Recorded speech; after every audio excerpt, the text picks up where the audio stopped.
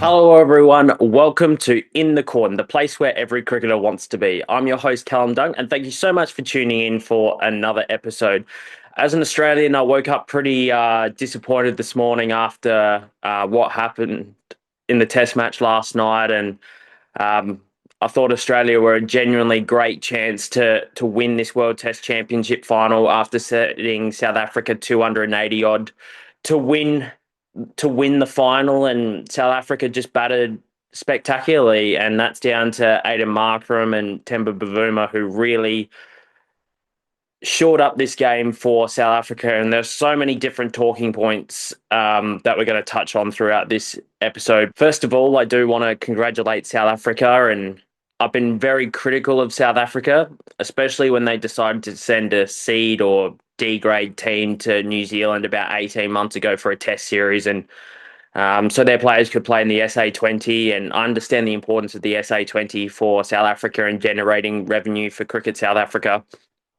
However, I just thought it showed such a lack of disrespect for Test cricket and the sacredness of Test cricket. But they've proved a lot of people wrong over the last 4 days, and well done to Temba Bavuma, who has not lost a Test match as captain in 10 Test matches. So the odds were stacked against South Africa. I think Australia at points played very poorly, but South Africa were able to capitalise on that, which I think is great for Test cricket. And hopefully it brings back a bit of relevance for South Africa in the Test cricket game. Some standout performances for South Africa. Kagiso Rabada, 9 wickets. We'll talk about him shortly. Aidan Markram, 100. Couldn't ask for a better 100. He'd go down in history as Aidan Markram's best innings in Test cricket, no doubt, and the significance of the moment for South African cricket. I thought Temba Bavuma, with a bad hamstring, was able to really fight it out and dig deep for his team. And I thought Kyle Verreynne with the gloves, spectacular. The fielding of South Africa overall was just incredible throughout this game. And as we said, as an Australian, I'm quite disappointed. I thought we should really be bossing this game with the quality of team that we have, but there's a few things that I haven't liked about the Australian setup over the last sort of 4-ish years since Justin Langer left the team. There's a few things that I haven't liked with this current playing group, and I'm sort of going to touch on that throughout this episode. And if you've been following the podcast for a while, you'll know some of the opinions that I do have. So I want to talk about Australia first because I am Australian. A lot of my audience is Australian. South African fans, please note there will be time to talk about the greatness that you have achieved. First of all, the decision to put Marnus Labuschagne up to an opener, it was either Marnus was going to open or he was getting dropped. And I understand why they went with Marnus at this point due to Sam Const's lack of experience playing in England. I think that's fair enough. Marnus Labuschagne is a seasoned Test player, over 50, I think 60 Test matches now. However, it is time for a change when it comes to Marnus Labuschagne. He can't be going to the West Indies. Well, I think he'll go to the West Indies, but I don't think he should be in the first choice 11. Whether that's at number 3 or as an opener, I think his time is done. Ever since that India tour of 2023, basically when we started this podcast, he has not been able to find a run. He's been able to come up with a knock here and there. Hasn't scored 100 for a fair while now. And I think he needs some time away from the game to freshen himself up. I thought he looked very timid in this Test match. This Test match, the players who looked to score were doing the best. That was Steve Smith in the first innings. He looked a class above everyone else. That's just the quality of player that he is. I thought Bo Webster, when he looked really tentative at the crease, struggled. But when he was able to, play a little bit more positively, I think we saw the best of Bo Webster and what he can offer this Australian side going forward. and he's someone that I've liked for a long time. And I think it's been a shame that it's taken him this long to play some Test cricket. So yeah, the lack of intent for Marnus with the bat. When he was at his best, he's being really aggressive, like going no run to the bowler, and really having a presence about him. And I just don't think he's had that presence at the crease for quite some time. And last scored 100 for memory in the Manchester Test in Ashes of 23. But since then, we have not seen the best of him, and I think he needs a break. Hopefully, he can skip the tour of the West Indies, go home, really apply himself in Sheffield Shield cricket, score a mountain of runs, and who knows for the Ashes, it might just be the circuit breaker that he really needs. Next one. Usman Khawaja is 38 years old. He looks so out of place against the likes of Rabada and Jansen, particularly Rabada. Rabada was just outstanding in this game. Usman Khawaja, as I said, 38 years old. Obviously, we don't have a lot of batting talent coming through, but we have been carrying this guy. McSweeney got dropped as a 25-year-old. Why was the 38-year-old not dropped? I know McSweeney's not an opener, and that's a completely separate thing that I have not liked about what Cricket Australia has done and the selection panel. But you need to, if there was ever a chance to play Constas, it was those 2 test matches in Sri Lanka, and get him ready for this game. Get him a county deal, get him some experience against the Duke ball, get him some experience playing in England. I think a player like Sam Constas really could have been the difference in the game. Obviously with them not playing Constas in Sri Lanka, I think it really showed they weren't going to pick him for this game. I really don't. And I think they showed their cards in Sri Lanka by not picking Constas. But Uzi got a double ton in Sri Lanka. It was a very poor Sri Lankan side. No disrespect to Sri Lanka. He played spinning conditions well, but against the fast bowlers, even against Buma in the summer, he was very jumpy at the crease. And when you're jumpy at the crease, I think his time is running out. I'd be getting Constas into the side, and if we can find some other opener to blood them against the West Indies, and this goes all the way back. I'm sorry, I'm in a really, really cranky mood when I do this, but this just shows how passionate I am about this team, and I want my country to be playing well. This stems back to the decision not to play a specialist opener against the West Indies in January of 2024. After David Warner's retirement, they wanted to keep the boy band together. They wanted to get Cameron Green into the side. I understand why you'd want Cameron Green in the side. I think he's a fantastic prospect for Australia. However, it compromises the balance to the team when you do not pick players for their specialist positions. Mitchell Marsh was playing better than Cameron Green at the time. But sorry, bad luck, Cameron. You need to wait your turn. So yeah, I think that was really, this shows the selection things that have coming back to bite them, picking McSweeney as an opener, despite the fact he's never done it in first-class cricket, or did it once in first-class cricket, and then not having the guts or the patience to stick it through when you basically threw him to the walls originally. I thought the bowlers were outstanding in this test match for Australia. Mitchell Starc really set the tone on the first evening. Having South Africa 43 for 4 was a tremendous effort considering Australia were bowled out for 212. Pat Cummins was sensational with the ball. I've been very critical of Pat Cummins and his captaincy and tactics on the field, and I don't have any issues with anything that he really did. When it was time for Australia to bowl at South Africa in the 4th innings, the ball wasn't doing a whole lot. There was nothing on offer for the bowlers. South Africa batted really well. Aidan Markram's a very classy player. I've rated him for a long time. So, well done to Pat. Gets to go on the honours board at Lords. I thought Mitchell Starc was good. People be like, oh, we missed Scott Boland. I don't think Boland would have done that much better than Hazelwood in this particular game. I think, if Hazelwood was 100% fit, don't blame them for going with Hazelwood. The bowlers are not the people that I have an issue with in this game.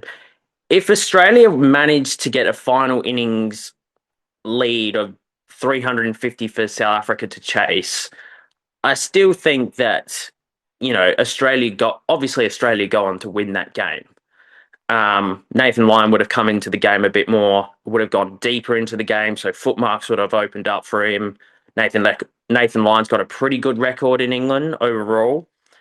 Someone I'm quite critical of and disappointed in was Cameron Green. I know he's never batted three for Australia, never batted above number four in first class cricket. If you wanted to bat Steve Smith at three and Cameron Green at four, probably would have made more sense. But Cameron Green at three was something that I don't actually have a problem with. I think it's a great idea going forward, particularly with how Marnus has been struggling. So, yeah, Cameron Green at number three is something I hope Australia persists with. I think he's got a good technique. We saw the way that he batted in New Zealand last year, made 174 batting at number four, gutsy knock. I thought, it's good to give this a try, but probably not great to try these things in a World Test Championship final where it is a World Cup final and you're changing things around and tinkering with the system that got you there. So, yeah, lots of things for Australia. I think the West Indies will be a good chance to reset. There probably won't be that much expectation. Probably won't be as many eyeballs on that series considering the time difference between Australia and the West Indies. It's going to be really hard for Australians to watch. I don't think too many Australians are going to be staying up till midnight for the first ball. But yeah, very disappointing for Australia. I thought Steve Smith was great in the first innings. Webster was great in that first innings, 72. Bowlers were great. And I think the key moment in the game really was Travis Head getting caught down the leg side just before lunch on the first morning. If he was able to bat when the sun came out, that potentially takes Australia from a score of 212 to 270, 280, and really puts the pressure back on South Africa. Because on the first day, it was Rabada or bust. I didn't think Ngidi bowled that fantastically in the first innings, but we'll talk about him and the way he was able to respond. Let's talk about South Africa. As I said, massive, massive achievement. Great thing for world cricket, I think. As much as I'm disappointed, I'm happy that South Africa was able to get the monkey off the back and win a title, win an ICC title. Rabada, his aggression, his pace, his control, the way he was able to move the board. He's got a great record at Lords, 9 wickets in the game. Absolutely outstanding. Ngidi, thought he was very poor in the first innings. Very, very poor. But he was able to get 3 key wickets in that third innings of the game to really put Australia on the back foot. Rabada and Ngidi really were able to restrict Australia in that third innings and weren't able to let them get away. That's why I think Consis would have played. Consis would have been fantastic putting some pressure back on the bowlers. Aidan Markram, I've rated him for a long time, and I know he's had some ups and downs in his career, but I think this bloke is the next captain of South Africa. I think he is by far the best opener in South Africa. It's been weird to watch his career where he first came on the scene sort of 2017, 2018, really impressed, got some gutsy hundreds against Australia in the famous Sandpaper Gate series, and then sort of just fell off a cliff a little bit, and now he's been able to come back, and I think this knock can really rejuvenise his career in the Test match game. He's been very good in white ball cricket. But yeah, that's a serious knock. The way he was able to drive through covers, way he was able to drive straight down the ground, I thought he was outstanding. The captaincy of Temba Bavuma was something that was very interesting to me in this game. On the first day, I thought he was extremely defensive particularly when Smith and Webster, or particularly when Trav's head just came to the crease, actually. Didn't go back to Rabada. They were lucky. Trav nicked one down the leg side. Very unlucky. But overall, I thought his captaincy in that particular first innings was very, very negative, and the way he was able to be a little bit more aggressive, knowing that South Africa had to take wickets in the second innings, I think was a testament to him. I thought he showed some great leadership with the bat, particularly. Like had a pretty serious hamstring injury by the sounds of it, and was able to work in partnership with Aidan Markram to basically get South Africa in a position that they were not able to lose that game, barring an absolute miracle from the Australians in the bowling attack. As I said, the fielding of South Africa was quite outstanding. Bedingham at first slip, Markram in the slips, I thought was great. Both of those guys took some key catches that really ascended South Africa into a position of dominance throughout the game. I thought Kyle Verreynne with the gloves was very good. He's someone that I've rated for a while. South Africa got absolutely pumped when they came to Australia 22, 23 summer. And Verreynne was able to get a gutsy 60 odd in pretty trying conditions, batting at number 6. I know he didn't really do much with the bat in this particular game, but I think he's a great all-round cricketer for South Africa. He's got good fight. His technique was outstanding in certain points of this game. And the key catch to get Travis' head down the leg side was a key moment, as I've said. And having Australia 4 wickets down at lunch when you put an opposition in, that's a win pretty much every day of the week. So yeah, as I said, the batters certainly let down Australia in this particular game.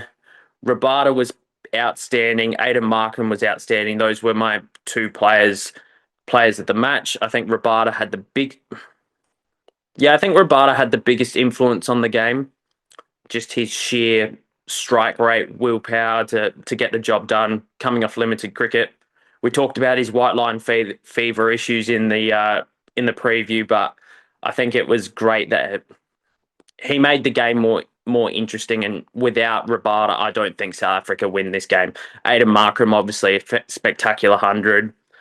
And then Pat Cummins was my third best of the game with figures of 6 for 28.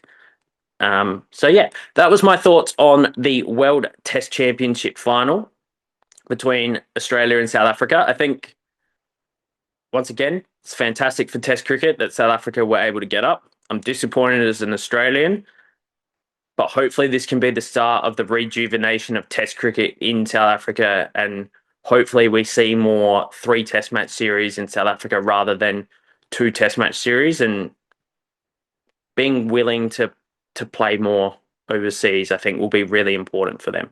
So thank you so much for watching In The Cordon. We will have previews for the India-England Test Series, Australia versus the Windies, and we'll do a special Indian cricket video because there's been a lot going on in Indian cricket the last sort of few weeks with new captains, retirements, the whole shebang. So make sure that you join us on future episodes.